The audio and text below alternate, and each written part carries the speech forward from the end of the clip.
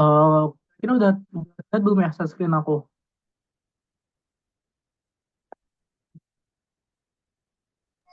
Sudah, Kak.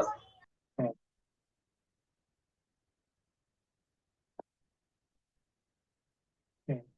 oke. Mungkin kita mulai aja. Mungkin selamat malam teman-teman semua. Sebelum itu, aku buka dulu. Assalamualaikum warahmatullahi wabarakatuh. Salam, Salam, nama budaya, kami pendidikan. Salam sejahtera bagi kita semua. Jadi, pada malam hari ini kita akan belajar ya mengenai tentang penalaran matematika lebih dalam lagi gitu. Nah, mungkin sebelum kita masuk ke langsung ke materinya, kan mungkin nggak aku dulu ya tentang perkenalan dulu biar lebih tahu gitu. Jadi mungkin kenalan dulu ya. Jadi sebelumnya kenalin aku Ahmad Maulana Julianto, biasa dipanggil Anto. Nah, aku sekarang ini di jurusan Fisika semester 5. Nah, asal kampus aku dari Undip gitu. Nah, mungkin ada beberapa sosmed aku untuk LinkedIn-nya itu tertera sama Instagram aku juga. Nah, terus di situ aku jadi mentor di penalaran matematika ya. Jadi nanti tentang penalaran matematika itu bakal sama aku terus gitu. Nanti kita bakal belajar menaklukkan lah bagaimana sih penalaran matematika itu bisa kita selesaikan dengan mudah gitu. Oke. Terus kemudian sebelum kita langsung ke materi kan, mungkin kalau kita langsung materi kan kayak agak gimana gitu ya, kayak mungkin ntar kira-kira di pelajaran matematika itu apa lagi, apa dulu gitu ibaratnya. Nah, mungkin di sini aku sedikit kasih motivasi di awal ya biar apa ya biar teman-teman tuh ya gambaran biar semangat terus gitu loh untuk bisa menggapai kampus kalian inginkan. Oke. Nah, ini kan ada kira-kira kalian pasti udah tahu ya kira-kira mau masuk kampus mana sih? Ada Undip, UGM, atau UI dan sebagainya gitu. Nah, terus pastinya kan dari kalian-kalian kan pasti udah apa namanya udah kayak prepare kan ya ibaratnya persiapan apa aja sih yang perlu dilakukan. Salah satunya kan di sini adalah kita membahas mengenai soal di penalaran matematika kayak gitu. Nah, terus dari kalian juga itu jangan apa ya jangan santai-santai aja karena pastinya itu teman-teman kalian yang di luar sana yang nggak kalian ketahui itu pasti juga bakal merebut eh, PTN yang kalian ingat juga kayak gitu. Jadi kayak kursinya juga bakal direbut karena kan setiap tahunnya kuotanya itu kan semakin apa ya semakin banyak ya. Jadi kalau dari kalian teman-teman itu misalkan nggak kayak berjuang lebih awal itu pasti nanti akhirnya itu bakal susah kayak gitu. Kayak apa yang kok cepet banget ya padahal baru kemarin gitu. Nah, terus sebelum masuk ke materi, di sini aku mau nanya sih ke salah satu, mungkin aku pilih, mungkin yang di sini yang aku lihat, mungkin dari, mungkin Nabil boleh on mic, Nabil. Coba. Oke, mungkin aku mau nanya nih. Tadi kan di sini udah aku tulis ya, kira-kira kalau kamu mau masuk kemana, terus gimana sih depan kamu gitu untuk Oh, UTBK? coba. Sebelumnya perkenalkan nama saya Nabi Muhammad Alam. Saya impian masuk UGM, impian masuk saya di UGM nggak? Insya Allah. Kalau Prodi untuk apa? Billy? persiapan, kalau prodinya ilmu pemerintahan dan politik. Oh, Ilpam ya. Oke. Nah, kalau persiapan kamu gimana nih? Kalau sampai sekarang kan kalau di UTBK kan udah tahu ya bulan Mei kalau nggak salah Mei atau April ya. Nah, kira-kira Bulan persiapan April. kamu gimana? Kalau persiapan saya, Insya Allah tinggal mematangkan lagi ya soal-soal yang Oke, banyak, ribuan soal juga. oke, Agar saya bisa paham semua tipe-tipe soal di UTBK. oke. Saya kira nggak. Oke, makasih buat Nabil.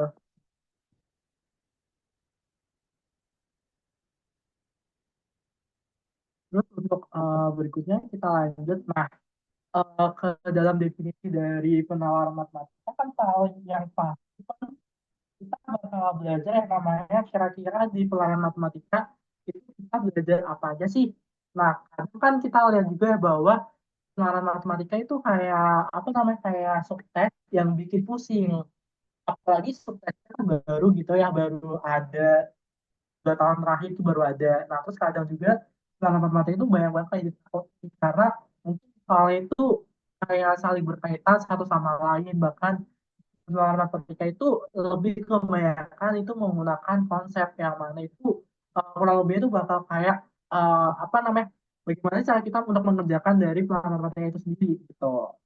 Nah, terus selain dari itu juga di dalam pengenalan matematika itu sebenarnya itu kita bakal belajar mengenai matematika dasar. Nah, matematika dasar itu kan banyak banget ya kayak materinya.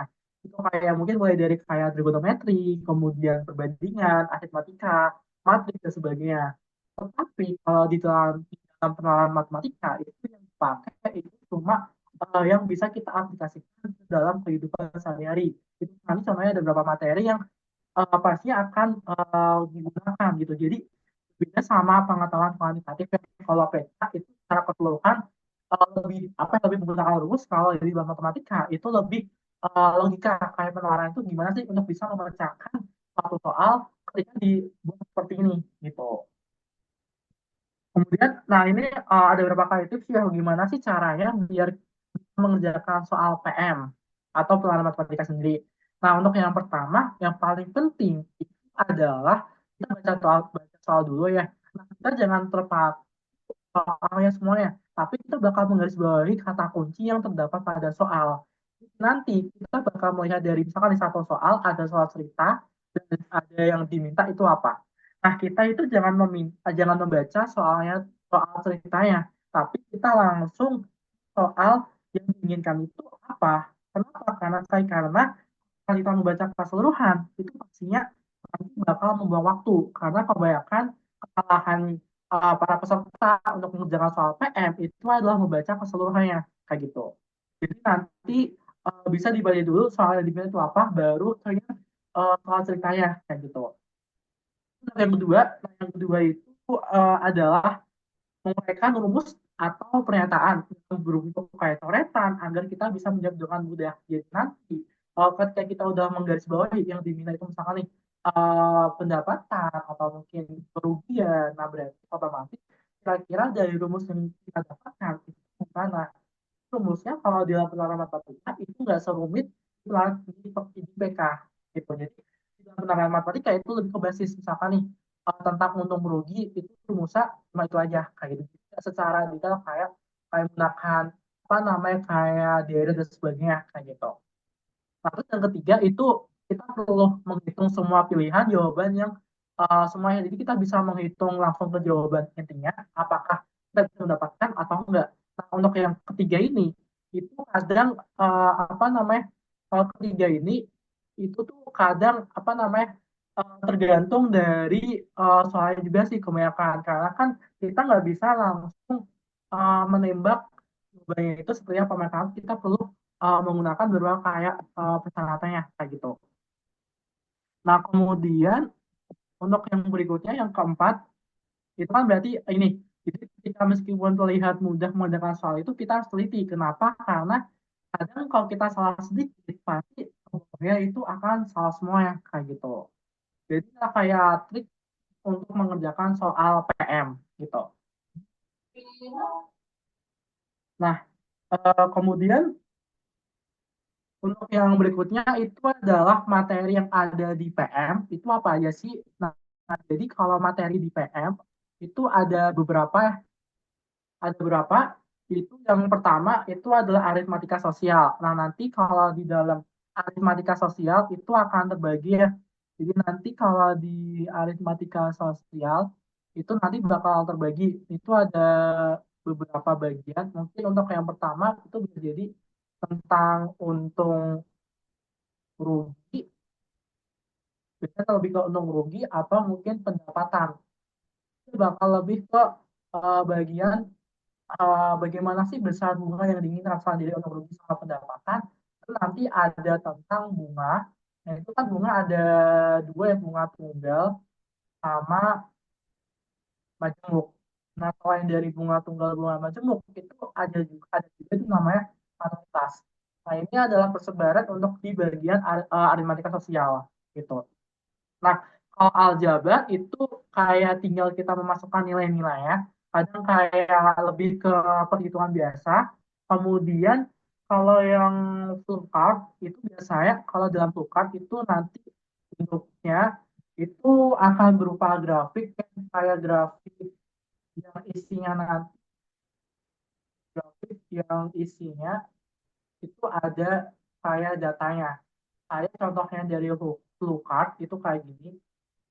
Misalkan nih, ini adalah inputnya adalah X, kemudian dilanjut dengan ini misalkan adalah di kuadrat, kemudian nanti kita dapatnya itu adalah 20. Nah, ini caranya kita dapatnya dari mana? Nah, ini adalah contoh dari flowchart gitu. Jadi dia bakal berupa kayak graf kayak tabel grafik gitu.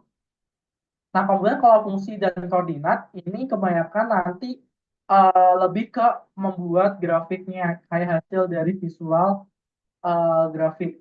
Misalkan nih, kita harus tahu kira-kira grafik parabola itu bentuknya gimana. Kalau parabola nanti kan bakal bagi bentuk kayak U, kayak gitu. Terus kalau bangun datar, bangun ruang, ini kayak luas-luasnya harus tahu juga kira-kira apa aja. Kemudian nanti yang berikutnya adalah perbandingan. Nah, kalau perbandingan ini bisa perbandingan nilai, kemudian perbandingan terbalik. Nah, selain dari perbandingan nilai sama terbalik, itu nanti kita bisa menggunakan perbandingan pada segitiga gitu. Nah, terus untuk luas volume sama bangun, berarti ini dia bakal masuknya ini itu di sini jadi luas dari bangun datar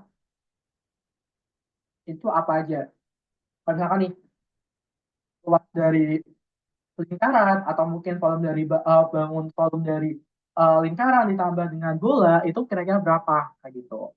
Terus untuk yang berikutnya itu peluang dan kombinasi. Nah ini yang kadang yang bikin apa namanya yang bikin susah itu dibagi nih peluang sama kombinasi yang mana nanti kita bakal menentukan lebih ke peluang sama banyak caranya.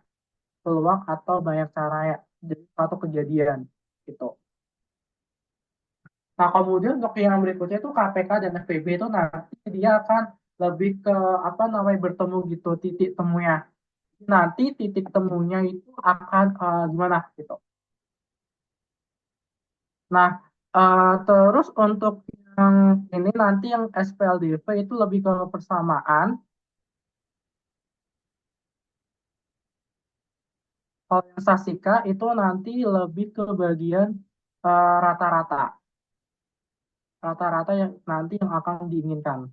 Bahkan lebih ke rata-rata atau modus gitu. Nah, jadi kayak beberapa kali persebaran dari materi PM yang mana nanti kita bakal membagi beberapa kayak bentuk dari soalnya sebelum kita masuk ke soal gitu. Nah, mungkin untuk yang pertama kita bakal lebih ke membahas mengenai aljabar sama nanti ke SPLDV sama SPLDV. Nanti kita bakal berbagi lagi misalkan nanti kita ke pertemuan berikutnya bakal ke aritmatika sosial lanjut sampai ke bawahnya. Jadi nanti kita bakal berurutan biar tahu kayak gitu. Nah ini untuk materi yang akan nanti kita bahas ya di dalam PM. Gitu. Nah terus mungkin sebelum kita lanjut, yang paling penting sebelum itu adalah kita harus ini bikin jadwal yang konsisten. Kenapa? Karena ketika kalian nggak mau bikin jadwal yang konsisten, itu kadang apa namanya? Kalau misalkan kalian nggak bikin jadwal secara detail, itu nanti takutnya itu bakal kayak nggak terus setengah rata kayak gitu. Jadi kalau kalian bikin mau belajar itu konsisten kayak misalkan contoh di sini cara bikin jadwal itu kayak gini itu adalah misalkan nih pada tanggal sekian kita kalau misalnya mau belajar PK ya itu berarti ada ini kalau misalkan mau belajar PM berarti harus ada ini misalkan nih yang PK di sini kan ada FPB kemudian ada KPK nah itu kira-kira mau tanggal ke berapa aja kayak gitu atau kalau misalkan udah berarti kita lihat kira-kira mau kita mau bahas tentang apa atau mungkin menentukan FTB-nya, KPK-nya, soal cerita dan sebagainya.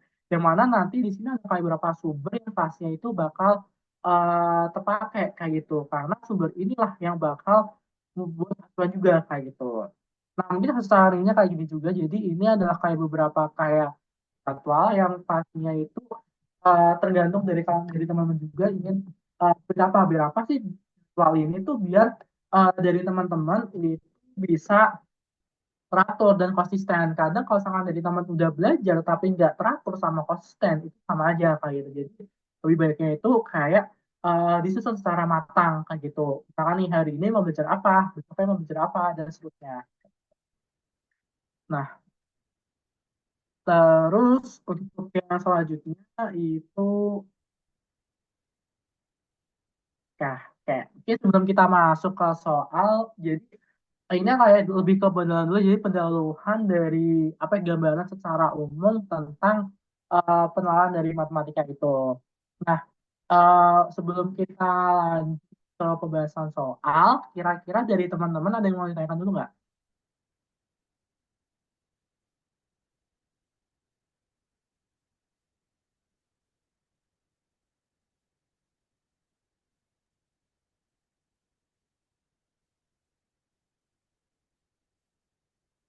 Ada yang mau ditanyakan? Kalau nggak ada, kita lanjut aja.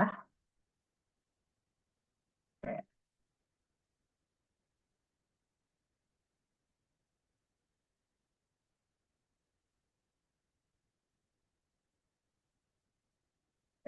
ini kita lanjut ke yang berikutnya. Ah, oke. Untuk yang soal pertama ini soal pertama ya. Jadi untuk soal pertama itu adalah ada sebuah penelitian yang dilakukan oleh UNICEF. Indonesia mengatakan bahwa jumlah perokok ini di usia 13 sampai 15 tahun itu terus meningkat. Nah, terus kemudian dari tahun 2014 sampai 2019, jadi datanya itu dari 2019 itu di usia 13 sampai 15 tahun. Nah, ini terdapat peran pedagang tok atau warung. Jadi nanti ini bakal membahas mengenai tentang pedagang juga dan penjualnya. Kemudian di sini ada gambar. Gambar berikut ini adalah menunjukkan persentase perokok dari perempuan dan laki-laki gitu. Nah, terus dari data ini yang kita cari apa? Yang kita cari ini rata-rata. Rata-rata peningkatan persentase perokok pada usia 13 sampai 15 tahun. Nah, ini dari 2014 sampai 2019. Jadi kan udah sesuai ya. Di sini 2019 dan sini 2014. Dan ini juga sama 2014 dan di sini 2019 juga gitu. Nah, kemudian terus habis itu ini yang kita cari adalah tadi adalah rata-rata ya. Nah, kalau misalkan kita mencari nilai dari rata-rata, itu caranya gimana sih? Nah, kan biasanya kalau untuk tentang rata-rata itu kan biasanya disimbolkan dengan X2 ya. X2 itu sama dengan nilai dari X1 plus X2 ditambah dengan X3 ke sampai ke Fn itu kan akan dibagi dengan nilai dari N-nya. Nah, ini kan untuk rumus dari rata-rata. Nah, habis itu berarti kita bakal melihat dulu kira-kira persentase di sini kan datanya kan cuma ada P dan ada L. Berarti perempuan dan laki-laki. Yang mana nanti ketika cuma ada perempuan dan laki-laki, itu kan berarti cuma nilai dari N-nya itu sama dengan 2. Kenapa bisa kita sebutnya 2? Karena tadi nilai dari perempuan sama laki-lakinya itu perempuan di sini ada satu dan laki-lakinya ada satu. Nah, kenapa nanti nilai dari N-nya itu ada 2 gitu. Kemudian ini mungkin pada perempuan dulu kita tahu perempuan dari 2014 menuju 2019 yang mana datanya ini itu adalah misalkan di sini adalah X1 dan ini adalah X2. Nah, berarti ketika dia dari 14 menuju 2019 itu kan berarti ada kayak peningkatannya. Yang mana peningkatannya ini itu akan mendapatkan nilai dari X2 min X1. Jadi nanti mungkin kalau di sini aja berarti yang perempuannya nanti itu sama dengan nilai dari yang X2 dikurangi dengan X1. Kenapa? Karena dari 2019 menuju 2014. Gitu. Nah, berarti kalau hitung jadi P sama dengan 2,9%, itu kita kurangi dengan 2,5%. Nah, nanti kalau kita dapatkan hasilnya adalah 0,4%. Nah, ini kan untuk yang perempuan. Nah, kalau yang laki-laki itu sama. Berarti laki-laki di sini adalah X1-nya adalah 33,9%, dan di X2-nya itu adalah 35,5%. Gitu. Berarti nanti kenaikannya ini, perubahannya itu mengalami berapa? Berarti L yang nanti sama dengan X2 min X1. Berarti L-nya itu sama dengan berarti kita dari X2 di situ 35,5%, kita kurangi dengan 33,9%. Nah, kalau kita kurangin berarti kita tinggal kurangi dulu, 35 kurangi 33 dulu itu kan berarti 2 ya. Nah, itu 5,9 kurangi 9 kan masih kurang 4 ya, berarti nanti adalah 1,6%. Ini untuk yang laki-laki. Nah, berarti kita masukin berarti nilai dari presentasenya, berarti presentase rata-ratanya itu sama dengan berarti P ditambah dengan L itu dibagi dengan N-nya. P-nya cuma ada satu, L-nya ada satu, berarti N-nya dua. Masukin, berarti P-nya 0,4%, itu kita tambah dengan 1,6%. Nah, berarti kita bagi dengan 2. Nah, kalau kita sederhanakan lagi, itu hasilnya adalah 2% dibagi dengan 2. Nah, hasilnya sama dengan 1%. Nah, jadi persentase perokok anak usia dari 13 tahun sampai 15 tahun dari 2018 sampai 2019 itu adalah 1%. Berarti jawabannya itu adalah yang bagian B. Nah, ini dari teman-teman kalau misalkan ada yang mau ditanyakan dulu, boleh langsung aja. Jadi nanti kita sesinya itu adalah ke pembahasan soal. Habis itu dari teman-teman bisa diskusi. Kira-kira ada yang masih bingung atau mungkin masih apa, itu langsung ditanyakan aja. Sebelum nanti kita ke lanjut ke yang soal berikutnya. Gitu.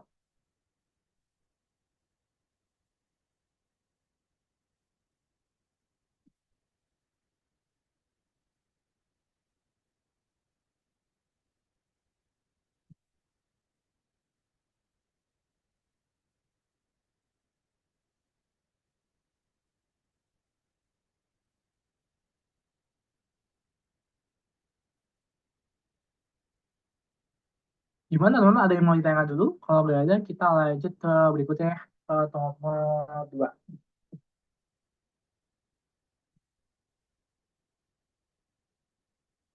Oke, kita lanjut yang kedua. Nah, untuk yang soal kedua, ini adalah yoga itu memiliki wadah-wadah dengan 3 ukuran yang berbeda-beda. Jadi ada ukuran dari S, ukuran dari M, dan ukuran dari L. Gitu. Nah, terus di situ kita ketahui bahwa ukuran dari M itu adalah 2 kali lipat massa berukuran S. Berarti kalau kita bikin persamaan itu, berarti wadah M itu sama dengan 2 kali ukuran dari S. Gitu. Dan setiap wadah itu memiliki ukuran yang sama, memiliki massa yang sama. Berarti nanti nilai dari yang di sini itu ukurannya nanti itu akan sama gitu karena setiap wadah dengan ukuran yang sama itu akan memiliki massa yang sama. Berarti misalnya nih ini ada M, di sini M, berarti nanti dia akan sama kayak gitu. Kenapa? Karena ya tadi sesuai dari konsep yang diinginkan kayak gitu. Nah, kemudian untuk yang berikutnya itu adalah ini kemudian menimbang kombinasi dua wadah dari wadah-wadah yang dimilikinya pada timbangan dihasilkan dalam sebagai berikut. Yang bagian kiri itu 21 gram dan yang kanan itu 56 gram. Kemudian jika juga menimbang dua wadah yang berukuran L bersama-sama, maka kedua wadah tersebut adalah berapa? Kita Materi apa cari yang itu kamu dapat adalah hari ini? MPK. Seperti biasa dan Zoom lah. Enggak bisa dihadirkan nanti ada permintaan. Saya yang 3 nggak. dat tuh, cum dan biasa beasiswa. Udah dapat beasiswa. Semoga lebih baik. Minta tolong dong mic-nya itu. Oh iya, Sebelas ya kan? siap siap. Jam kami jam. Tat sambutan tat. Sabar dulu. Noval Teguh minta tolong dong mic-nya. Tidak pusing bisa menggunakan speaker lain. Nem, aduk nem. Mas, mic-nya mas. Speaker enak ya. Panis jam. Nem udah. Wan, cuman mau Wan. Coba lagi Bisa aja. tuh gunakan speaker lain. Masa gitu. Jangan lagi. Ini ganti banget. Saha. Oke. Ini lagi-lagi, jadi ini yang kita cari adalah ketika juga menimbang dua wadah yang berukuran L, itu kira-kira berapa. Jadi kita nggak tahu ya kira-kira L-nya berapa ketika nanti ditimbang itu hasilnya adalah sekian. Gitu. Berarti kita bakal memisahkan dulu ya. Jadi di situ kan ada SM dan L. Jadi kita bakal memisahkan nih. Misalkan, jadi kita akan memisahkan X-nya itu sama dengan X, kemudian yang M itu sama dengan D, dan yang L itu sama dengan Z.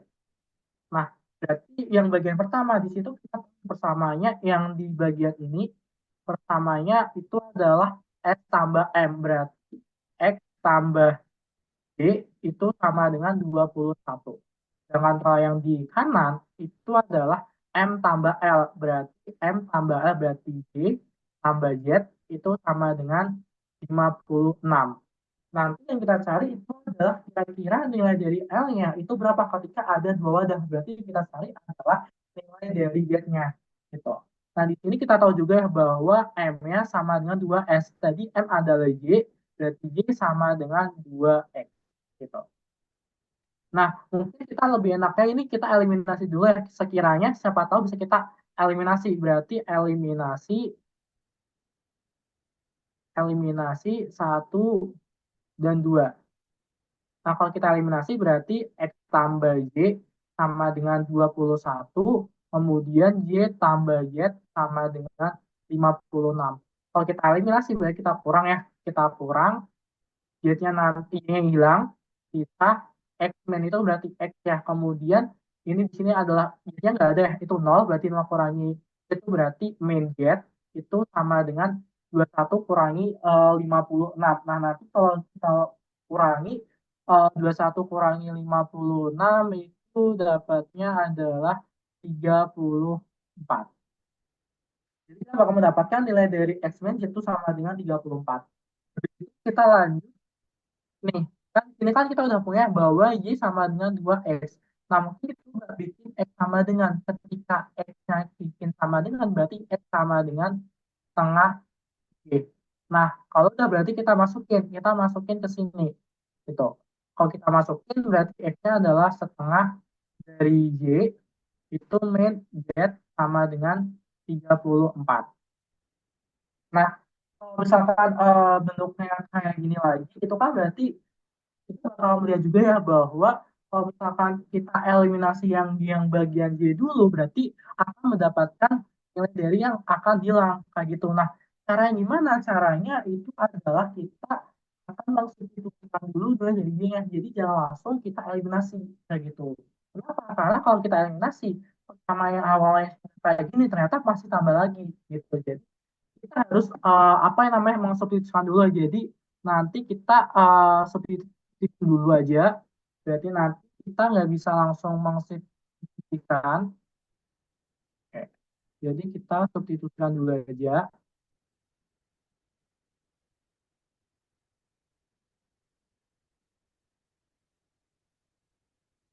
Kenapa sih kita perlu substitusikan? Karena itu kita udah mengetahui bahwa kira-kira nilai dari Y-nya nanti kalau kita dapatkan itu berapa gitu. Berarti kita substitusikan dulu aja yang bagian bersama satu berarti X ke 1.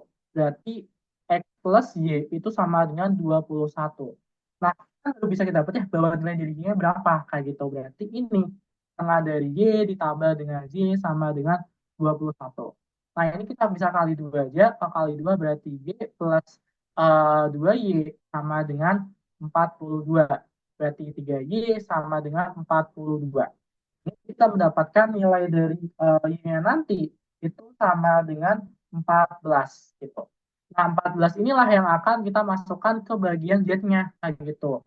Berarti sama dengan 14 itu ke yang kedua.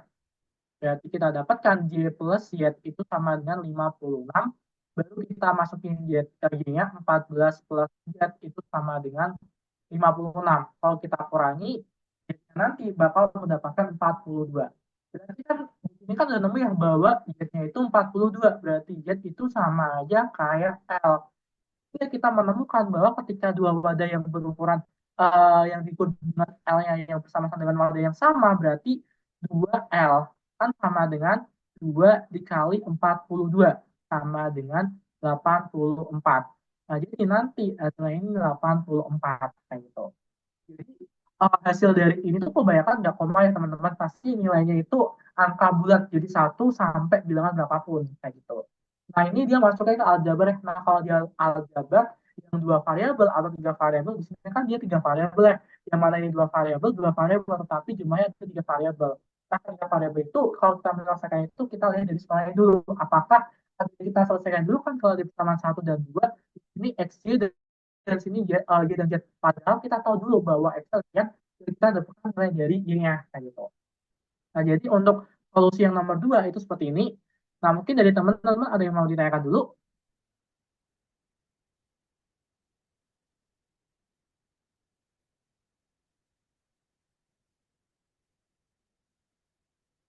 Kalau nggak ada, kita lanjut ke yang ketiga, soal yang ketiga.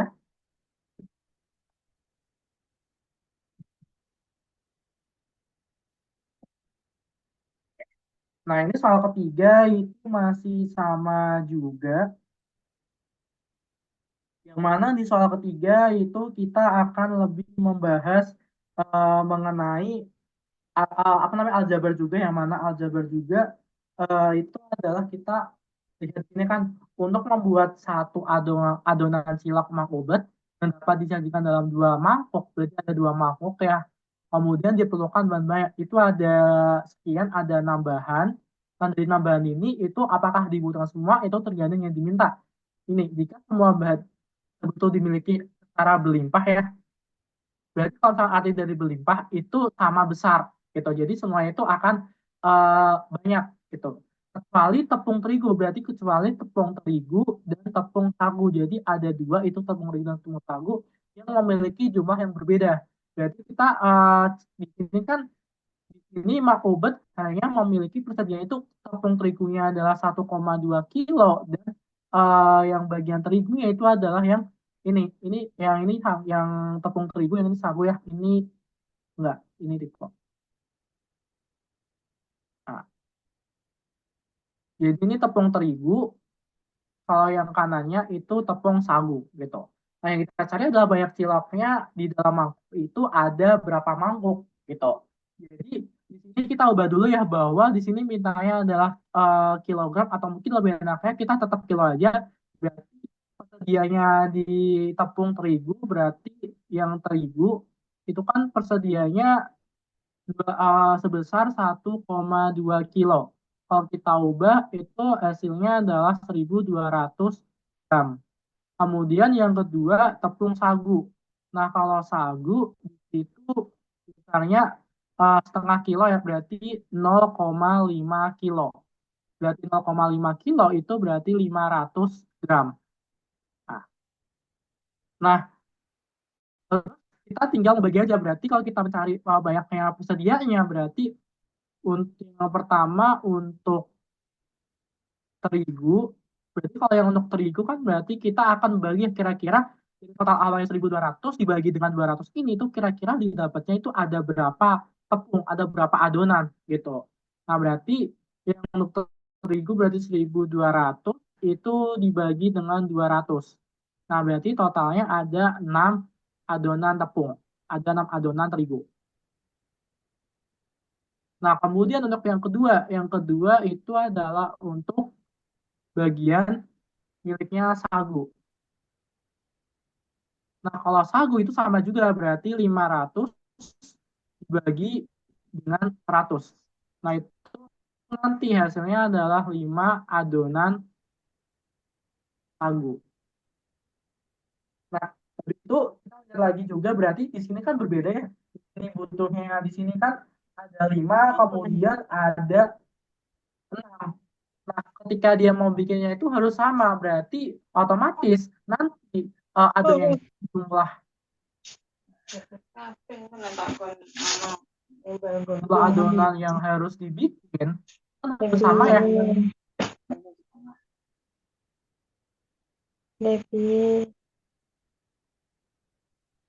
Nah, ketika jumlah adonan yang harus dibikin itu harus sama, berarti nanti itu sama dengan sagu. Nah, berarti biar dia sama, di sini sagunya itu 5, ini terigunya 6, berarti otomatis jumlahnya ada 5 terigu dan 5 sagu. Nah, berarti otomatis nilai dari bahan-bahan pokok yang untuk buat adonan itu jumlahnya ada 5, 5, 5 mangkuk gitu. Nah, berarti kan nanti di sini dia akan mendapatkan bahwa besarnya nanti itu dapat buat sebesar 5 mangkuk, 5 adonan. Nah, yang mana 5 adonan ini itu akan dibuat nih di dalam 2 mangkuk. Berarti ketika satu adonannya itu adalah 5, berarti untuk 1 mangkuk. Nah, berarti untuk 2 Aku mari mangkuk, gak wani mah ketahuan lo gak wani kok. untuk 2 mangkuk Nek itu mah ketahuan kita iso tinggal muter. kali 2, berarti 5 kali 2 itu berarti sama dengan 10 Kata aku iso ono mangkuk gitu. Berarti jumlah total mangkuknya nanti itu ngarep adalah iso itu kali kita. itu adalah 10 mangkuk. Jadi besar dari adonan yang bisa dibuat itu Ngono. adalah Kambine 10 yo mangkuk. dikubah dong garing. Kami bebek. Nah, wong yo main narang, main poli.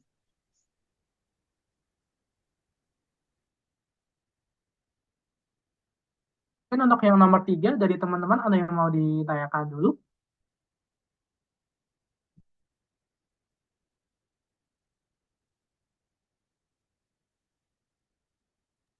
Kak, aku mau tanya tapi yang soal sebelumnya. Oke, boleh. Yang soal sebelumnya itu loh, Kak. Yang ini? Ah, Iya, yang apa? ini kan kalau suamanya 2, Ini? itu kan 2 kali 42 sama dengan 84. Betul.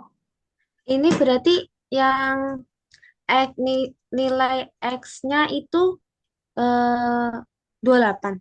Kan X itu setengah, 7 ya? Iya, betul. X-nya itu jadi 7 kan. Jadinya kan tadi kita dapatnya Heeh. 14 ya. Berarti 7 betul. Jadi X-nya X-nya itu 7. Oh iya, udah makasih Kak. Aku kira tadi soalnya itu kali, makanya itu. iya, enggak. Itu ditambah ya. Ya, udah. Aman? Makasih. Oke. Aman. Tapi kalau dari teman ada yang mau ditanyakan lagi, langsung bilang aja ya. Nanti aku jadwalnya kalau misalkan masih bingung gitu. Kalau nggak ada yang mau ditanyakan lagi, mungkin kita lanjut ke berikutnya yang nomor 4. Nah, ini yang nomor 4 ini harusnya keempat tempat. Nah,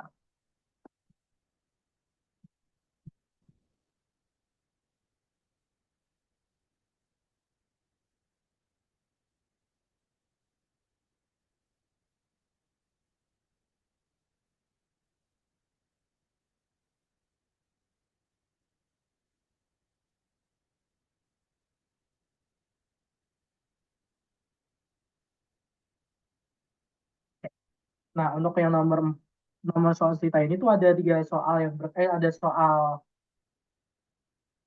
ada masalah yang bakal berkaitan itu dari nomor 4 sampai yang nomor 7 gitu.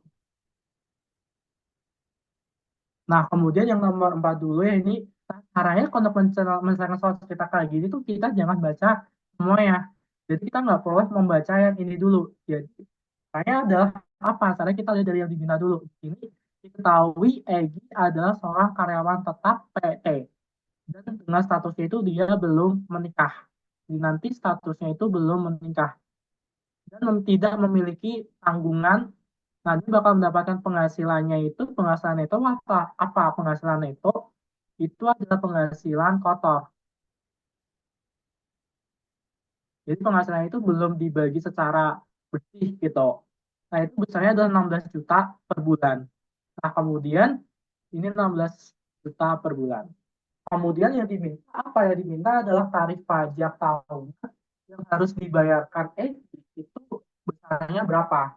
Dan kita cari adalah pajak tahunannya. Kira-kira ketika dia kena 16 juta tiap bulan, tuh kira-kira pajaknya itu berapa gitu. Nah, yang menyelesaikannya itu adalah kita lihat dari soal yang diinginkan. Ini nih, sebagai contoh untuk penghasilan Adi misalkan nih, setelah dikurangi PTKP itu adalah 300 juta per tahun. Jadi ketika di sini dia PTKP, berarti nanti kita kurangi dengan ini 54 juta. Jadi ini wajib. Jadi kita wajib kurangi 554 juta karena dia adalah PTKP gitu. Jadi ketika misalkan nih di sini contohnya adalah Andi gajinya 300 juta, berarti 300 juta ini itu kita kurangi dulu dengan 54 juta. Nah, habis itu berarti kan kalau kita kurangi nanti itu kira-kira ada pajaknya itu sampai lepas ke berapa. Nah, caranya itu adalah kita cari yang terkecil dulu. Yang pertama itu kan berarti dari 300 ini itu kita kurangi dari 60 dulu. Nah, kalau kita kurangi dari 300 juta, 300 juta, kalau kita kurangi 60 juta, itu kan hasilnya adalah besarnya itu 240 ya. Tetapi kita nggak bisa mengurangi langsung 60, berarti otomatis ini itu kita kurangi dulu dengan 54 juta. Baru nanti kalau udah dikurangi 54 300 juta, kalau kita kurangi dengan 54 juta, nanti kita bakal mendapatkan hasilnya kayak gitu. Nah, itu hasilnya adalah besarnya 300 juta. Kalau kita kurangi dengan 54 juta, itu kan berarti 246 ya. Nah, nanti 246 ini itu akan masuk ke bagian ini, gitu, di bagian 60 jutanya. Habis itu 60 juta ini ditambah dengan ini, 190. Berarti otomatis 60 juta ini tambah dengan ini, itu hasilnya adalah 300. Nah, habis itu 300 itu kita kurangi dengan sisanya. Sisanya adalah 50 juta. Kayak gitu. Jadi, contohnya itu adalah ketika udah dikurangi ya. Jadi, kalau dia belum dikurangi, berarti kita harus kurangi dulu. Kayak gitu. Nah, ini yang di nomor 4, Egi kan berarti 16 juta tiap bulan ya. Berarti di situ dia dapat gajinya itu sama dengan 16 juta. Berarti itu nanti kita kali dengan 12 bulan ya. Kenapa? Karena kan 1 tahun gitu. Nanti kalau kita kali 16 juta dikali dengan 12 itu besarnya 192 juta. Nah, setelah itu untuk yang berikutnya di situ kan berarti dia tidak memiliki tanggungan dan dia masuknya ke bagian neto. Nah, ketika kayak gini berarti kita akan kurangi dengan PTKP. PTKP-nya itu sama dengan 54 juta. Nah, berarti kita harus menguranginya terlebih dahulu. Kalau kita kurangi, nanti hasilnya berapa? Nah, ini kan kalau kita kurangi, itu 192 kurangi dengan 54 dulu ya. Itu kalau kita kurangi berarti hasilnya 138 juta. Nah, 138 juta inilah yang nanti kita bakal masuk ke bagian ini. Jadi nanti nilai dari 138 juta ini dia akan masuk ke tarif ini ya. Kira-kira dia sampai ke berapa gitu. Nah, terus selanjutnya di situ kan ketika dia dapat tarifnya itu sebesar berapa, berarti 1358 tuh dari berapa? 138 itu kan dia didapatkannya itu kan dari ini ya. Yang pertama dulu dari 60 juta. Kemudian yang sama sisa lagi di sini sorry di sini bukan 60 tapi 240 ya gitu. Nah, jadi ketika dia X sampai 60 itu adalah 5%, berarti ketika dari 205 dari 60 sampai ke 240 itu ada berapa kayak gitu. Nah, berarti kan nanti kita bakal menguranginya lagi. Berarti nanti yang pertama itu adalah 138 juta. Itu berarti kita kurangi lagi dengan 60 juta. Nah, ini kan 60 juta ini untuk yang bagian 5 kena 5% gitu. Nah, berarti nanti nilai dari 5% itu akan dikenakan pajak sebesar 5% kayak gitu. Nah, berarti kan kalau nanti kita kurangi dulu ya hasil kalau kita kurangi itu sama dengan 138 kalau kita kurangi dengan 60 juta, itu nanti hasilnya 78 juta ya, berarti 78 juta. Nah, ini dalam 5% gitu. Nah, 78 juta ini kan berarti masuknya ke bagian kali 15%. Berarti untuk yang kedua itu adalah 78 jutanya itu. Ini masuknya ke bagian 15% gitu. Nah, terus berarti kan nanti kita jangan lupa kita kalikan dulu ya, kira-kira nanti ketika 78 juta ini kita kali dengan 5%, itu akan mendapatkannya hasilnya itu berapa? Jadi kalau kita kali 75%, itu nanti hasilnya adalah besarnya ini, itu kan kalau kita kali 78 juta, kalau kita kali itu kan hasilnya besarnya adalah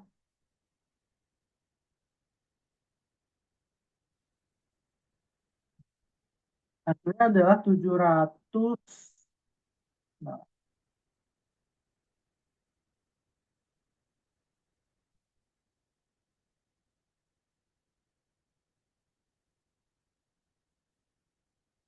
kalau kita kali nanti hasilnya ini, kalau kita kali dengan 5% ya, kan berarti hasilnya adalah 3.900.000 gitu.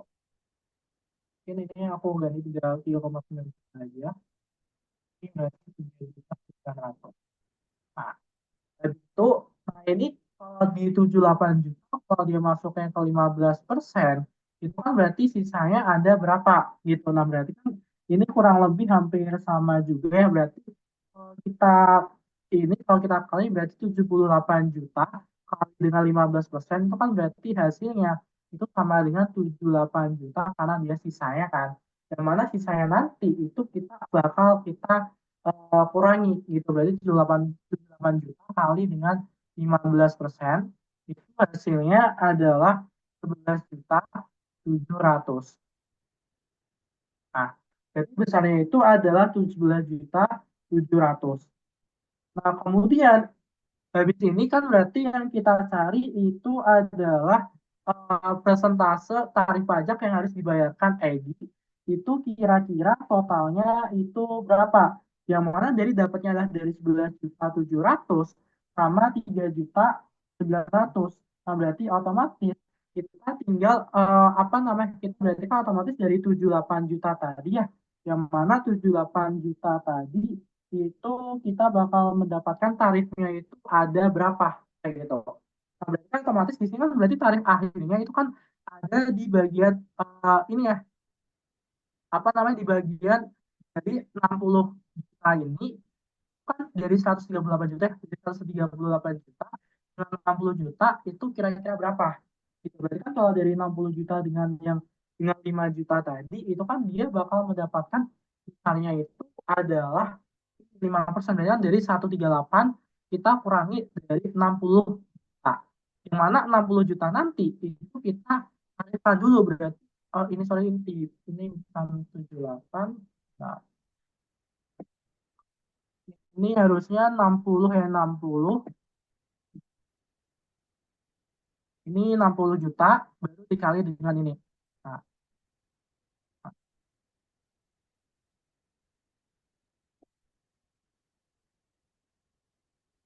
nah, ini betul 60 juta, berarti dikali dengan 5% itu hasilnya 3 juta. 3 juta. Nah, dari 3 juta ini kita tambahkan. Kalau kita tambahkan, nanti dapatnya adalah 14.700 gitu. Nah, jadi caranya gimana caranya? Jadi kan tadi ini loh, itu adalah gajinya kan kita dapatnya adalah 192 juta. Itu kita kurangi dengan PTKP. PTKP-nya itu adalah 138. Di mana 138 ini terdiri dari 60 juta. Jadi PTKP ini jadi dari PTKP dari sisanya yang mana sisa dari total, jadi dari 138 itu kan berarti gaji dari kotornya yang mana dari 138 nanti itu kita akan bagi menjadi dua. Jadi nanti dari 138 juta itu kan terbagi menjadi dua ya. Itu dari 60 juta sama Yang satunya lagi itu adalah 78 juta. Nah, 60 juta ini kan dia masuknya ke bagian 15%. Sorry, 5%. Nah, kalau yang 78%, 78 juta itu masuknya ke 15%. Nah, kenapa? Di sini kita kali itu berarti 60 juta kali 5% itu dapatnya berapa? Dapatnya 3 juta. Berarti 78 juta yang sisanya lagi itu adalah 15 kali 15%. Itu hasilnya adalah 700. Nah, berarti kita masuknya kita jumlahkan. Berarti ya saya nanti itu adalah 14.700 gitu. Jadi tarif pajak yang harus dibayarkan oleh Egi saya nanti itu adalah 14.700. Jadi nanti caranya itu adalah kita tinggal bagian kita kurangi dulu aja dengan PTKP-nya. Habis itu nilai dari sisa ini tuh masuknya ke berapa?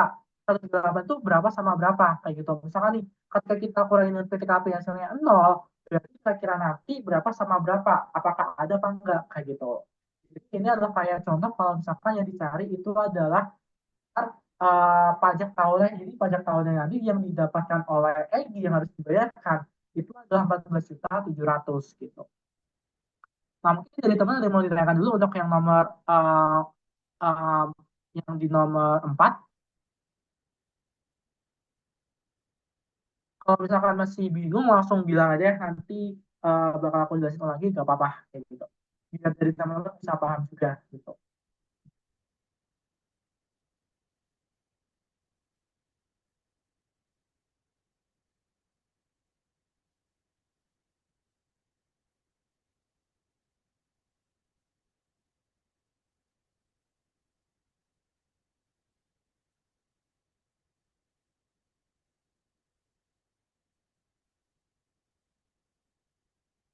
Oke. Kalau nggak ada mungkin kita lanjut lagi aja. Kita lanjut ke soal berikutnya.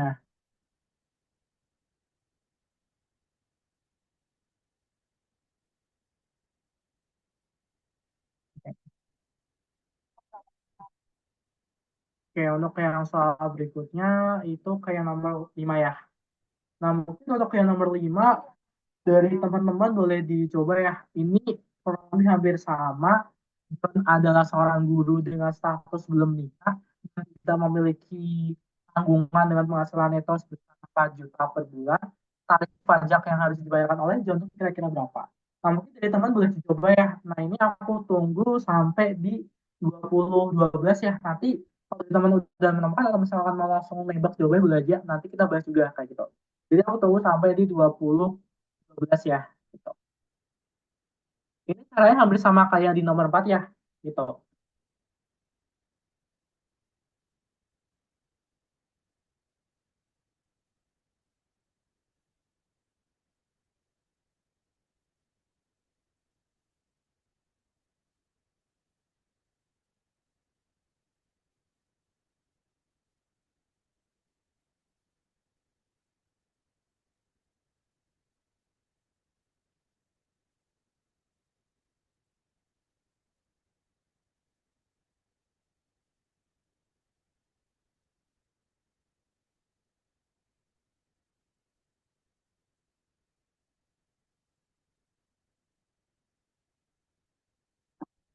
Kalau udah nemu di langsung bilang ke kolom chat ya.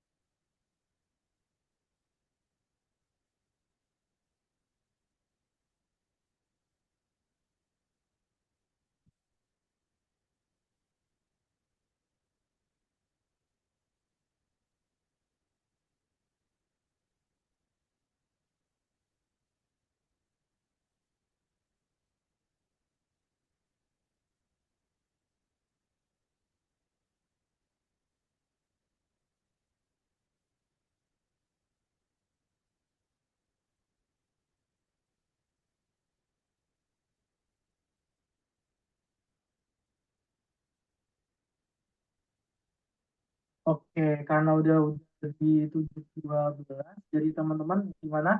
Udah nemu belum ya? Oke, jawabannya D ya.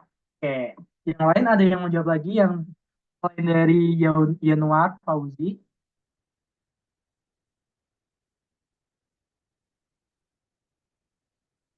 Oke, ada yang D, ada yang C juga ya. Oke, oke. Jadi langsung kita bahas aja ya.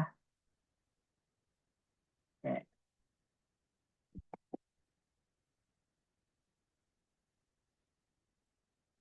Ya, mungkin untuk yang nomor 5 di sini kan hampir sama ya. Dia belum menikah ya, belum menikah dan dia tidak ada penghasilan, tidak memiliki tanggungan. Nah, ini besarnya adalah 4 juta per bulan. Nah, berarti gajinya itu kan sama dengan 4 juta kita kali dengan 12. Nah, kalau kita kali dengan 12 itu kan berarti 48 juta ya. Kan 12 kali 4, 2 kali 4, 8, 4 kali 2, 48 juta. Nah, gajinya itu 48 juta. Gitu. Habis itu, di sana adalah tarif pajak tahunan yang harus dibayar. Nah, tadi kan dari definisinya kan tadi adalah ketika di sini apa namanya untuk penghasilan tidak kena pajak itu ada karyawan yang memiliki status belum menikah dan tidak memiliki tanggungan. Nah, di sini statusnya belum menikah dan tidak memiliki tanggungan. Jadi dia masuknya adalah kena ini PDKP. Nah, berarti dia harus kena PDKP-nya itu adalah besarnya itu sama dengan 54 juta. Nah, pasti kan kita kurangi ya. Kalau kita kurangi, ini ternyata minus 6 juta. Nah, berarti kalau misalkan dia minus, berarti otomatis tarif pajak tahunnya nanti yang harus dibayarkan itu besarnya adalah nol. Jadi kan dia nggak bisa membayarkan. Kenapa nggak bisa membayarkan? Karena dia kurang dari yang ditetapkan kayak gitu. Karena apa? Karena uangnya habis. Karena kan dia pernah gajinya itu 4 juta per bulan lah. Karena 4 juta per bulan itu kalau didapatkan itu totalnya adalah 48 juta. Itu kan selama 1 tahun. Nah, yang ini gaji ini harus kita kurangi dulu dengan PTKP. Nah, kalau kita nggak kurangi dengan PTKP, langsung kita masukin ke yang bagian ini, misalkan nih, kita kan masuknya ke bagian ini kan nggak masuk juga karena ini syaratnya adalah X-nya nanti kurang dari 60. Kalau kita di X-nya kurang dari 60 kan mungkin kalau kita dapatkan berarti 48 juta. Kemudian kalau kita pakai yang ini 48 juta. Kemudian kita kali dengan besarnya itu 5% ya. Berarti kan nanti hasilnya itu adalah 2.400.000. Nah, kalau kita langsung pakai yang ini, itu kan berarti belum bisa. Kenapa? Karena ini belum dikurangi dengan gaji dari PTKP-nya gitu. Jadi otomatis jawabannya nanti harus yang A gitu. Jadi beda beda yang bagian D gitu. Jadi kalau yang D itu ketika udah dikurangi dulu ya. Jadi jangan sampai terkecoh ya teman-teman, jangan sampai terkecoh yang D ini.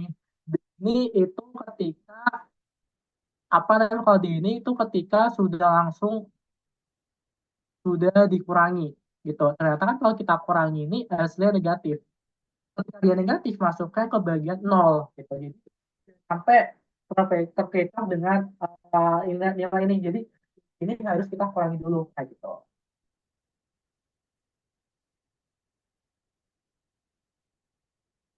Nah, mungkin sampai sini ada yang mau ditanyakan lagi teman-teman untuk yang di nomor 5 atau masih bingung?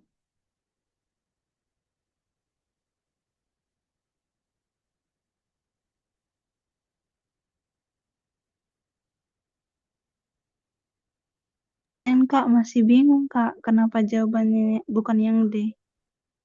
Bukan yang apa yang D, yang D ya? Iya Kak. Oke. Kenapa ini? Kan di sini kan John adalah seorang guru.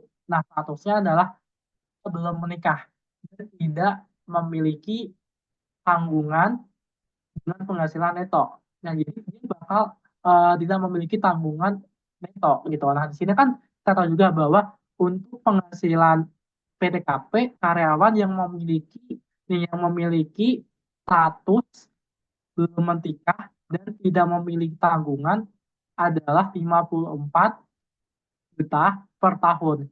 Maksudnya adalah nah, kita harus mengurangi dulu sama 54 juta ini. Itu. Kenapa? Karena kan di sini dia statusnya adalah belum menikah, tidak memiliki tanggungan. Jadi misalkan nih ketika Johnnya ini dia statusnya adalah yang sudah menikah memiliki tanggungan, berarti kita nggak kurangi yang 54 juta. Jadi untuk PTKP ini, itu kita harus kurangi gitu. Nah, berarti di sini jadinya kasusnya adalah PTKP. Berarti otomatis genap harus kita kurangi dengan PTKP. Nah, tadi gaji kita dapatnya adalah 48 juta. Nah, 48 juta ini itu kita harus kurangi dengan PTKP-nya tadi. Yang mana PTKP-nya tadi itu besarnya adalah 54 juta. Nah, kalau kita kurangi, hasilnya negatif 6 juta. Jadi dia minus. Nah, arti dari minus itu otomatis dia tidak bisa bayar. Itu otomatis tarif pajak yang harus dibayarkan oleh si John ini itu adalah nol. Kenapa? Karena dia minus gitu. Nah, kalau yang bagian B 2.400.000 itu ketika sudah dikurangi gitu. Jadi misalkan nih, kalau yang nanti itu ketika si John tuh sudah dikurangi dengan PDKP, berarti itu ada hasil yang contoh di sini. Sebagai contoh, untuk penghasilan Andi telah dikurangi PTKP, berarti ketika udah kurangi PTKP itu ada 30 juta. Nah, 30 juta ini itu dari 5%, 15%, sama 25% gitu. Jadi kenapa hasilnya itu bukan yang B, tapi yang A? Karena John ini itu dia ketika kita kurangi dengan PTKP itu bernilai negatif gitu. Ada lagi yang mau ditanyakan tadi atau masih bingung?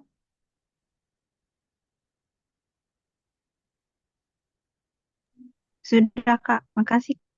Oke.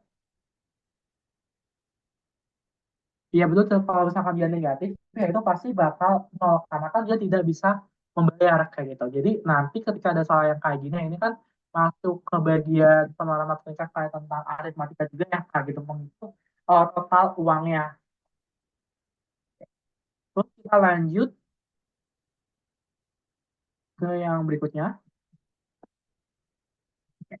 Nah, yang ini masih sama ya tentang PTKP juga. Nah, di sini soalnya dibalik itu soalnya adalah Anis adalah seorang karyawan tetap PT dengan statusnya dia belum nikah.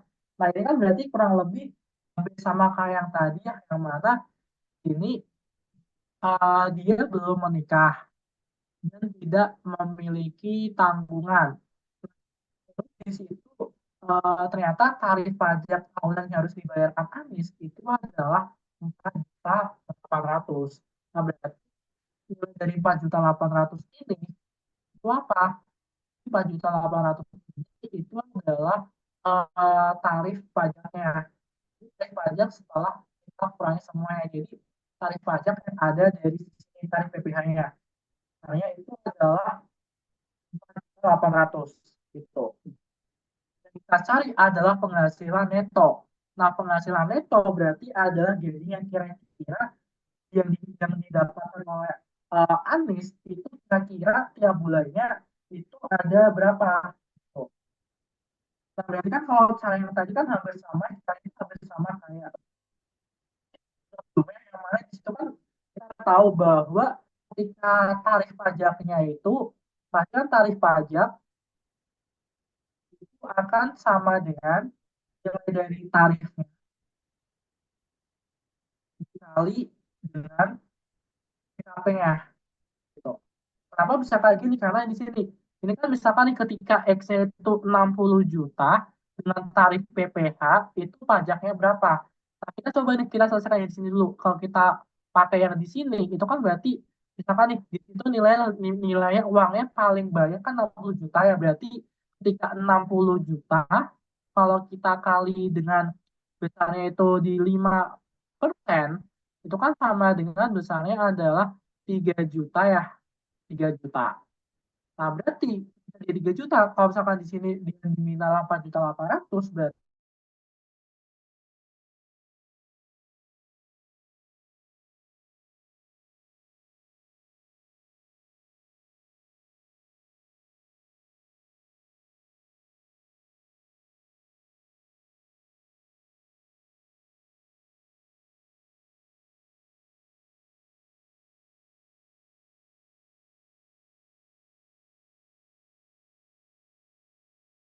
ratus 4.800 kita kurangin dengan itu kan 3 juta. Ini kan kalau kita dapatnya adalah 3 juta. berarti dikurangi dengan 3 juta. Nah, pasti sama dengan tarif dikali dengan 15%. Nah, ini hasilnya adalah 1.800.000 sama dengan tarif kali dengan 15%.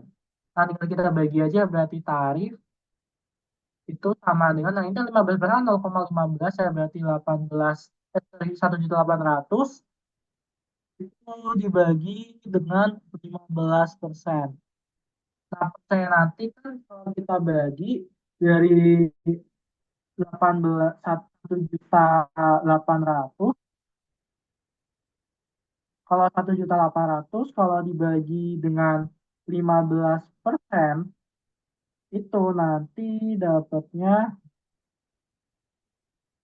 misalnya 12 juta ya, berarti tarifnya ini adalah 12 juta gitu. Nah, 12 juta ini kan didapatkan dari ini kan 12 juta kalau kita kali dengan 15% ya, itu kan hasilnya adalah 400. Nah, berarti tarifnya yang dapatkan ini berarti berapa total yang berarti kan otomatis kalau kita udah menemukan tarif pajaknya, berarti kan tarif pajaknya itu dari 60 juta. Ya, mungkin aku kasih beda warna aja.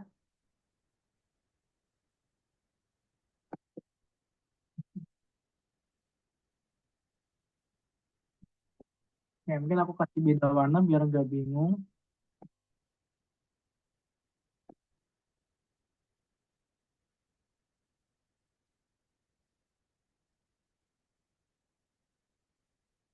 Ya, mungkin putih aja. Oke. Jadi kan ini nanti 60 juta itu sama 12 juta. Nah, ini berarti kalau kita tambahkan berarti 60 juta ditambah dengan 12 juta itu hasilnya adalah 70 juta. 70 juta ini itu adalah setelah kurang PTKP, setelah dikurangi oleh PTKP. Nah, berarti kira-kira total uangnya ketika sebelum PTKP itu berapa gitu. Nah, itu yang akan kita cari. Nah, caranya itu adalah di slide berikutnya karena nggak muat.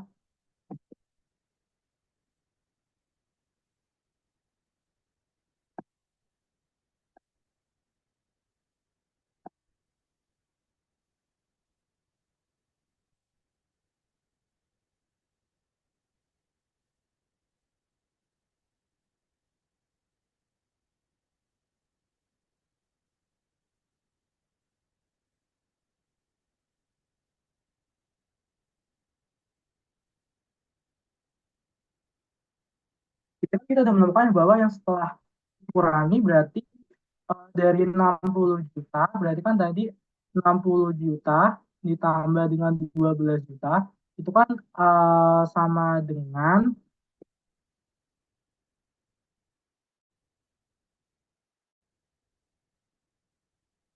nah itu kan berarti akan sama dengan besarnya itu, nah kalau kita kurang ditambahkan berarti sama dengan 72 juta. Nah berarti kan ini itu adalah setelah dikurangi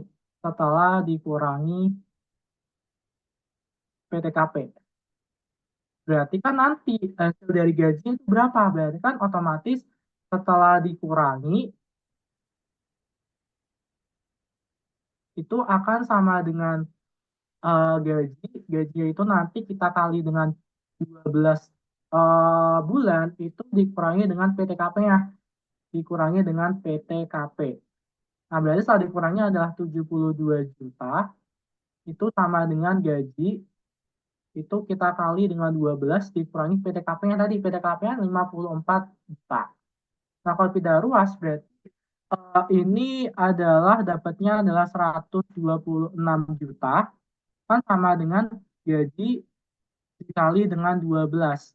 Nah, berarti otomatis ini kan selama setiap tahun ya, berarti kan ini kan selama 12 bulan. Berarti kalau kita bagi berarti gajian nanti, tiap bulannya nanti itu adalah 126 juta, itu kita bagi dengan 12. Nah, nanti nilai dari gaji yang kita dapatkan itu 126 dibagi 12. Nah, 126 kalau dibagi dengan 12 itu kan 10,5 ya, berarti kan 10 juta 500. Berarti ini adalah gaji setiap bulan gitu. Jadi gaji setiap bulan yang didapatkan itu besarnya itu adalah 10.500. Berarti jawabannya ini itu adalah yang bagian opsi yang E gitu. Jadi yang nomor 5 ini emang agak panjang ya, harus tahu kayak konsepnya itu dari mana. Itu kita konsep ini dibalik ya. Kita kalau yang nomor 4 dan 5 itu dari awal yang berurutan dari gajinya kita kali dulu, baru kita permohonan PTKP, baru kita kurangin tarif gajinya. Nah kalau yang di sini itu dibalik. Tadi itu adalah tarif pajaknya, itu kira-kira gajinya berapa. Nah, sama caranya kita lihat dulu di sini tarif PPh itu berapa sih kira-kira, karena 3 juta. 3 juta ini kalau kita bandingkan 4.800 masih kurang. Nah, kenapa dia bakal ada dua ini? Jadi dia bakal dari 5% itu ditambah dengan 15%. Jadi bukan 5% doang kayak gitu. Nah, ini untuk solusi yang nomor 6. Nah, mungkin dari teman-teman kalau misalkan ada yang mau ditanyakan langsung bilang aja, atau masih bingung.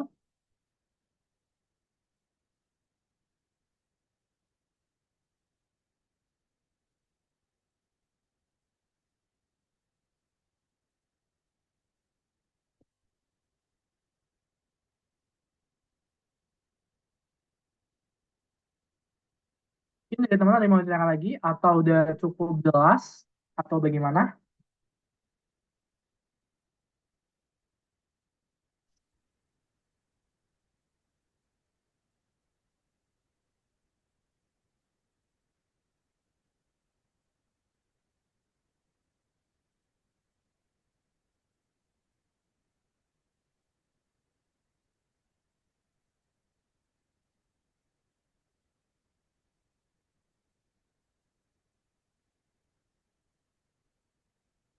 Oke, kalau gitu kita lanjut soal berikutnya. Ini soal berikutnya hampir sama sih, sama berhubungan kayak tadi ya. Nah ini kalau misalkan yang diminta dalam berupa persen gitu. Nah kalau yang dalam berupa persen tuh kurang lebih caranya sama gitu ya gitu. Nah, itu kan kalau yang nomor ini itu eh, yang kita cari itu adalah persentase PPh-nya. Kira-kira persentase PPh yang dikenakan nanti, apakah dia total atau bagaimana gitu. Nah, berarti untuk yang nomor 7, kalau kita selesai di sini kan Nisa karyawan tetap di suatu perusahaan dengan status belum menikah dan tidak memiliki ini.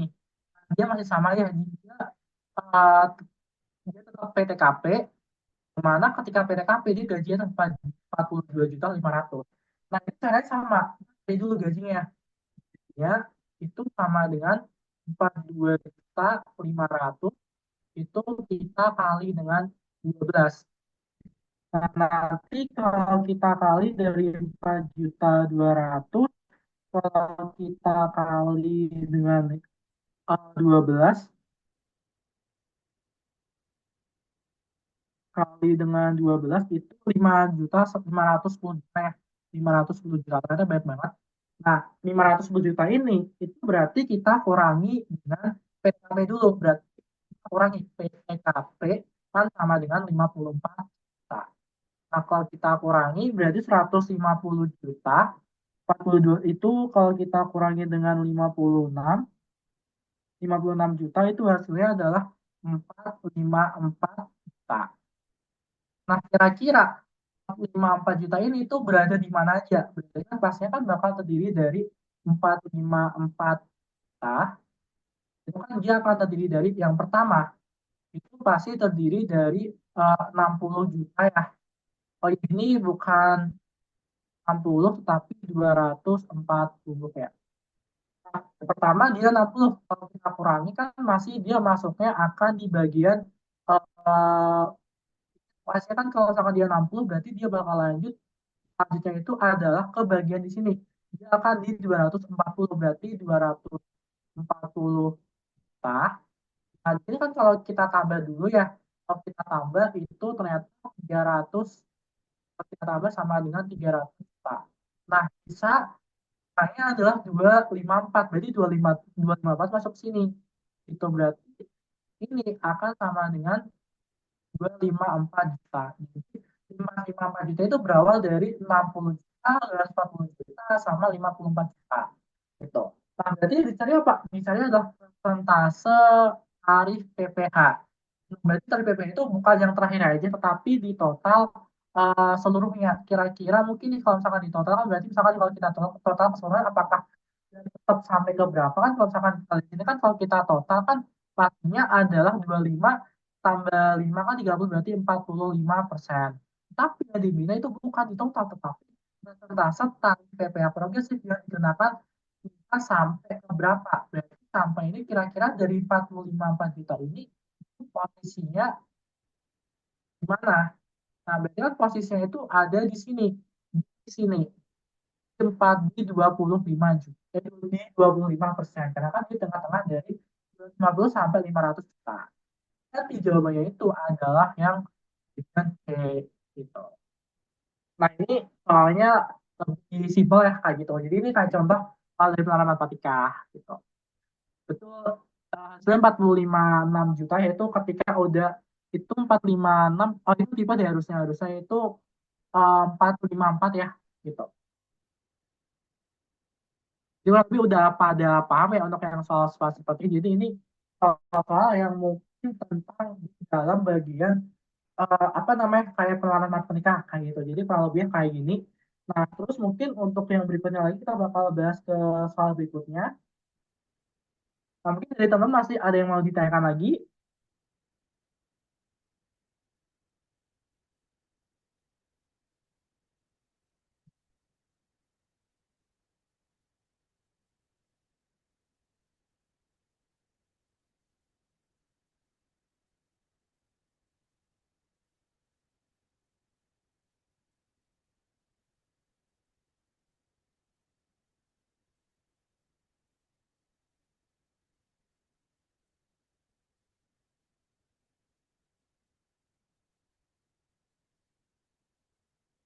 Oke, kalau nggak ada kita lanjut lagi ya untuk yang soal berikutnya.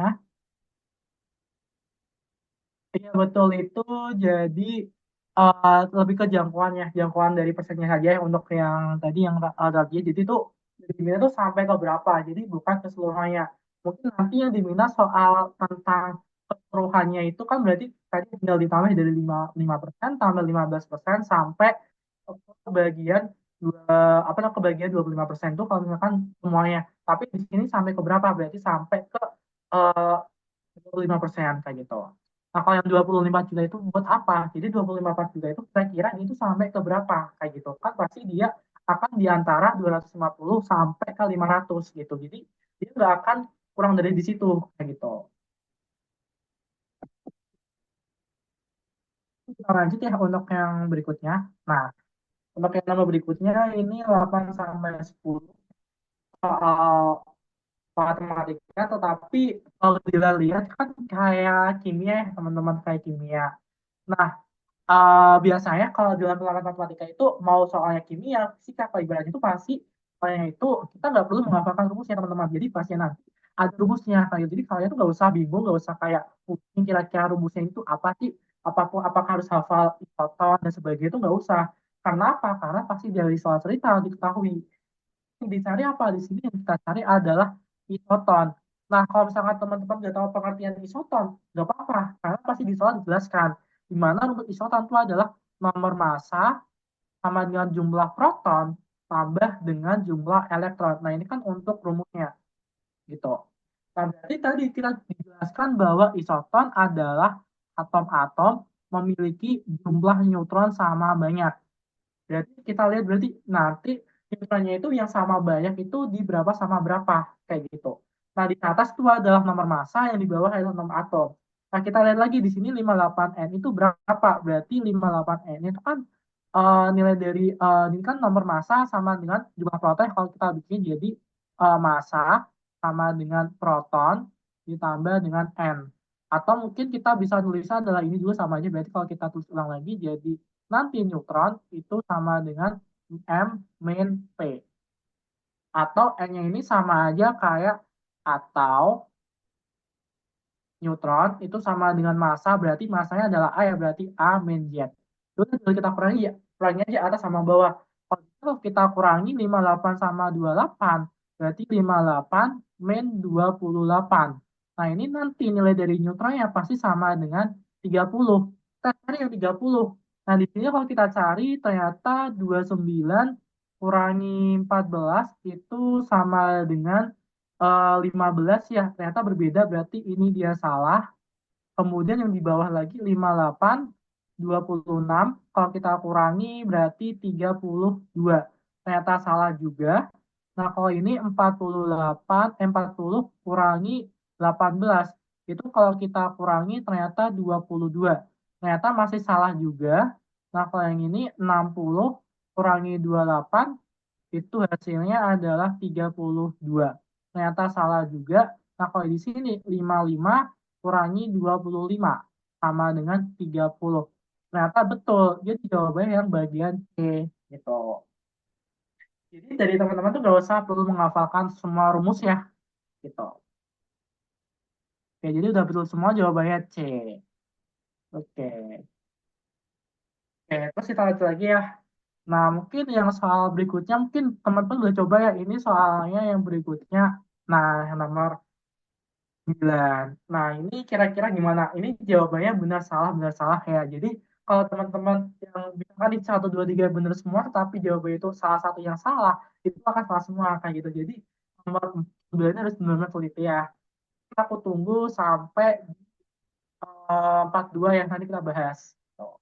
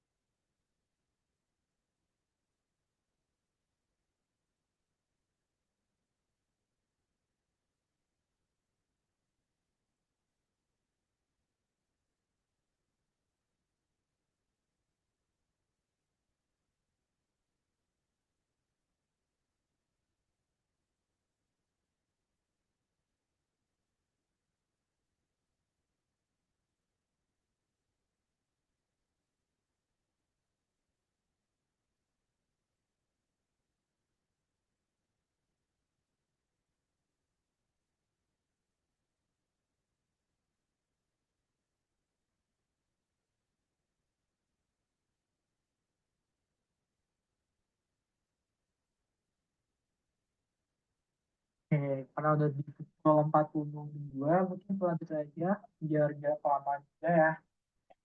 Nah, mungkin untuk yang nomor 9 ini sama juga ya, berarti kita cari dulu apakah nilai dari P itu 6. Nah, ini kan kalau kita cari kira-kira isotonnya ini itu berapa?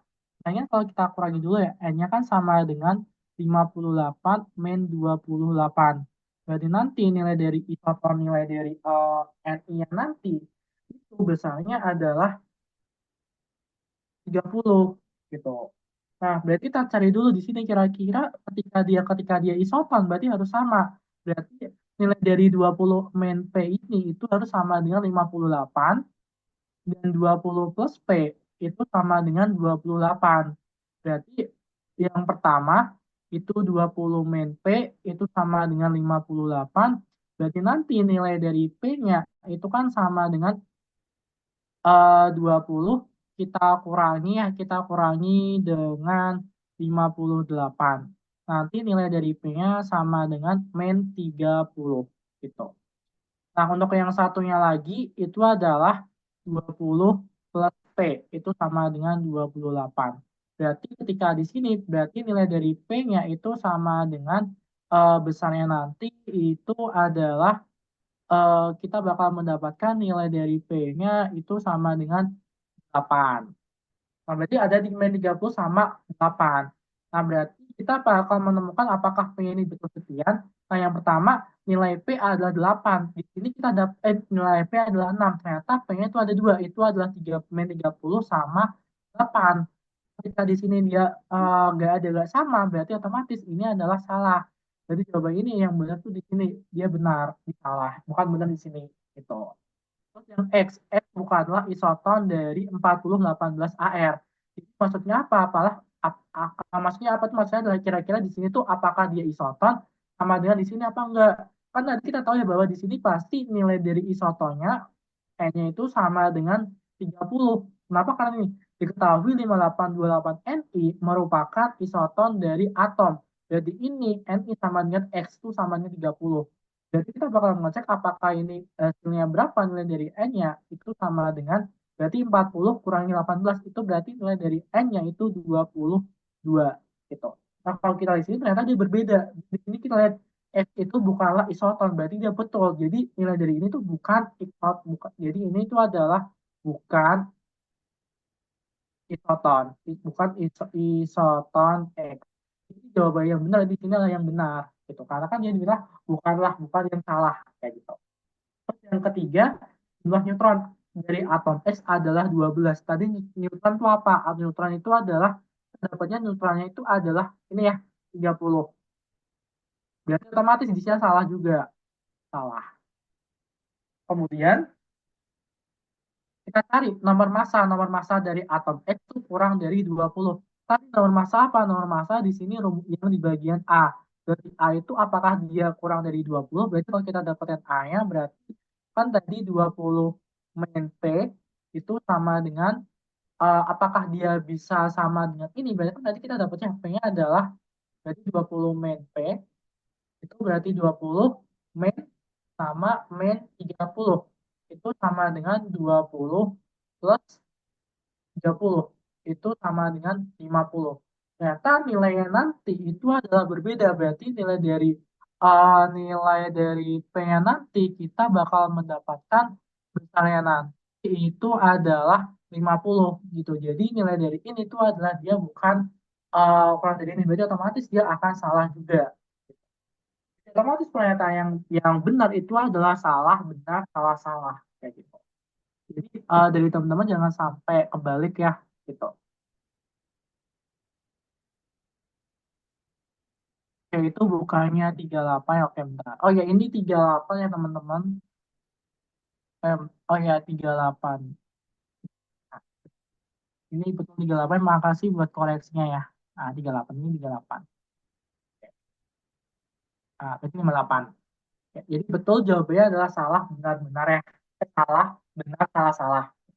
Jadi nanti teman-teman kalau misalkan masalah sendiri, misalkan nih, jawabannya nanti adalah salah, benar. Berarti nanti jawabannya Mas Bilar ini itu akan salah juga kayak gitu. Kenapa? Karena satu sistem terdeteksi ketika dia ada yang salah satu, berarti itu akan dianggap salah semuanya kayak gitu.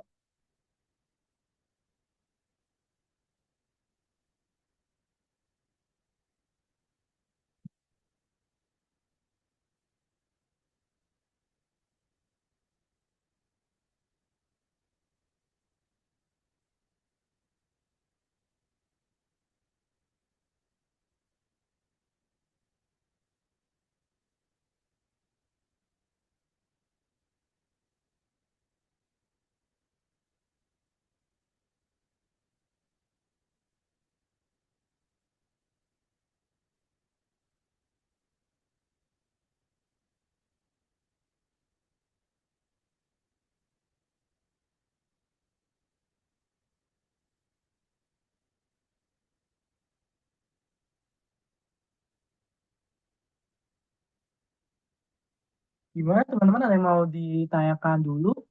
Atau udah cukup jelas?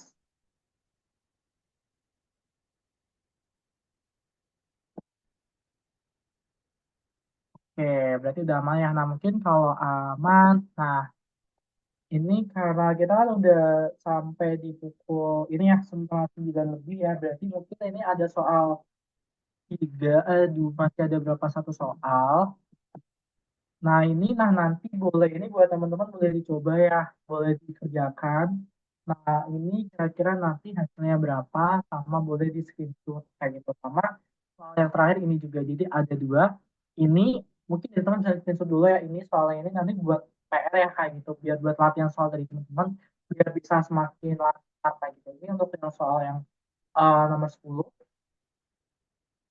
sama yang nomor 11 ini. Nah ini mungkin boleh di screenshot dulu gitu, atau mungkin di itu.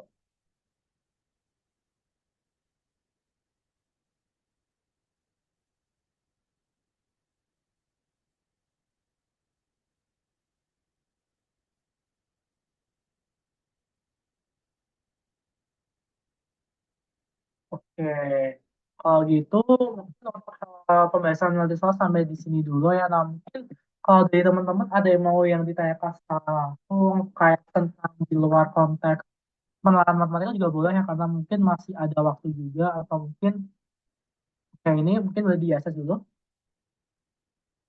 Yang ini,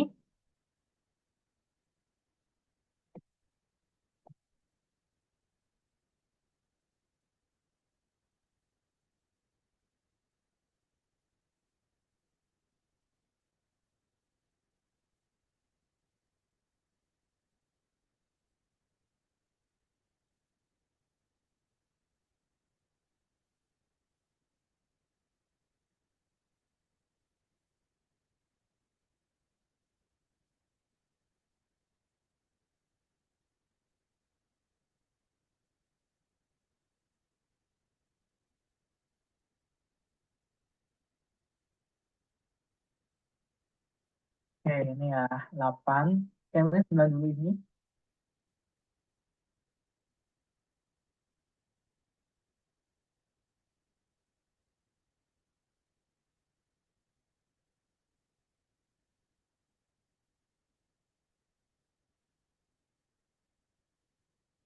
Terus untuk yang nomor 8.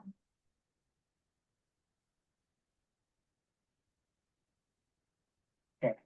Nah, mungkin aku bakal dijawab ya untuk yang tips tentang PM ya. Kalau yang PM yang bagian bangun ruang ya. Nah, mungkin untuk yang bangun ruang tadi kita bakal bahas juga beberapa soal yang mungkin akan berhubungan sama bangun ruang. Nah, jadi nanti kalau bangun ruang kan ada dua ya, bangun ruang datar sama bangun ruang apa bangun datar sama bangun ruang lah. Nah nanti di dalam bangun ruang sama bangun datar itu lebih ke menggunakan bentuk dari luas sama volume yang kayak gitu. Nah mungkin nanti kita bakal bahas seperti itu loh. Jadi per bab biar apa ya, biar dari teman-teman tuh biar biar tahu gitu loh. Jadi misalkan kalau kita bahas define secara acak, misalkan dari bangun ruang tidak ke materi yang lainnya itu kan pasti bakal kayak gitu ya. Nah mungkin nanti bakal aku rutin untuk materi yang akan dibahas itu apa sama apa kayak gitu, biar apa, biar dari teman-teman buat belajar itu lebih enak, biar kayak nggak bingung gitu. Nah kalau yang untuk tips dari bangun ruang sama bangun dasar itu adalah yang paling penting, itu adalah dari teman-teman tuh harus tahu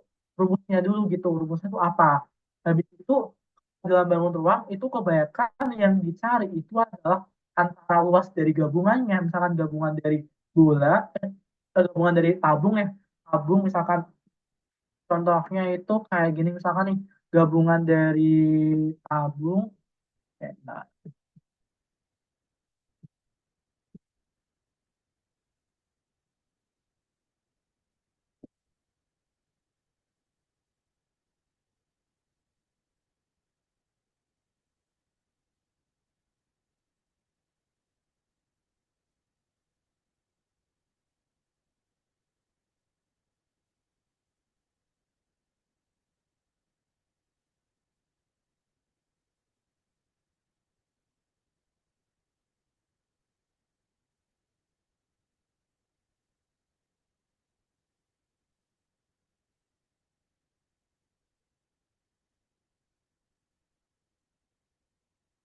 mungkin contoh kayak gini kalau misalkan jam bangun ruang,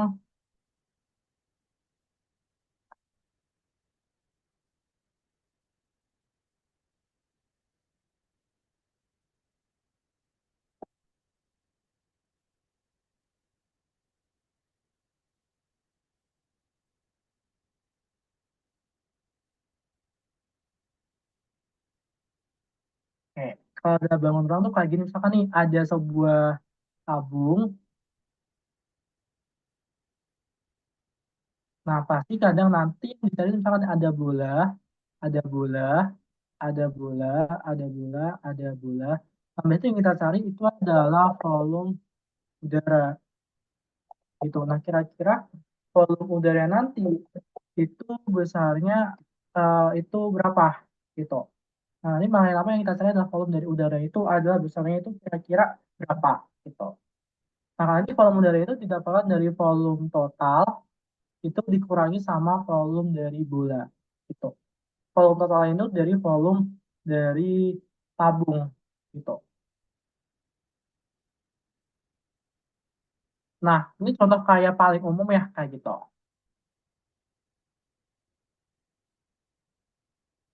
Nah, kemudian untuk yang ini ya, kalau yang bagian kalau misalkan mau nanti kalau misalkan mau nanya-nanya tentang materi atau mungkin tips and trick dan sebagainya, langsung DM aku aja nggak apa-apa ya. Nanti aku bakal balas dan aku bakal bantu aku saya kayak gitu juga. Mungkin kalau nanti teman-teman mau cross-check juga jawaban yang tadi dari yang kita bahas tadi dari soal 10 dan 11, kalau misalkan mau dibahas di IG aku langsung langsung DM aja kayak gitu. IG aku ini ya teman-teman. Ini ya Ahmad Maulana underscore Amenjo. Nanti teman tinggal nanya aja bebas mau nanya tentang materi atau mungkin nanya tes MTrik atau mungkin nanya kayak review tentang apa itu bisa UTBK atau sebagainya jurusan dan sebagainya mungkin belajar langsung di aku aja nanti bakal aku balas kayak gitu. Jadi nggak usah sungkan ya teman-teman, nggak usah sungkan buat nanya karena pastinya kan teman-teman juga butuh kayak butuh kayak apa namanya kayak tips and trick gitu ya ibaratnya kayak kayak mungkin motivasi dan sebagainya mungkin langsung bilang aja kayak itu ini kalau aku bakal bisa bantu kayak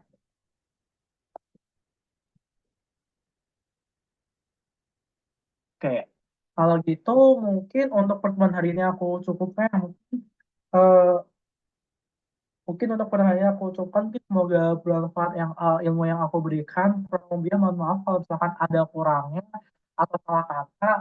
Nah, mungkin nanti kalau teman-teman kalau misalkan mau bikin story atau apa mungkin boleh tag aku juga nggak apa-apa nanti bakal aku respon juga kayak gitu. Jadi itu aja yang bisa aku sampaikan. Semangat buat UTBK-nya. Tinggal sebentar lagi ya, tinggal 3 bulan sama 4 bulan kalau nggak salah ya. Pasti kalian bisa masuk ke PTN yang kalian inginkan kayak gitu karena buat teman-teman yang pasti udah kalian usahakan pasti akan terbayarkan walaupun emang berat ya tetapi pasti nanti bakal ada teman-teman kayak gitu ya mungkin itu aja yang bisa aku sampaikan sekian dari aku terima kasih selamat berjuang dan selamat belajar teman-teman semua. Makasih, Kak.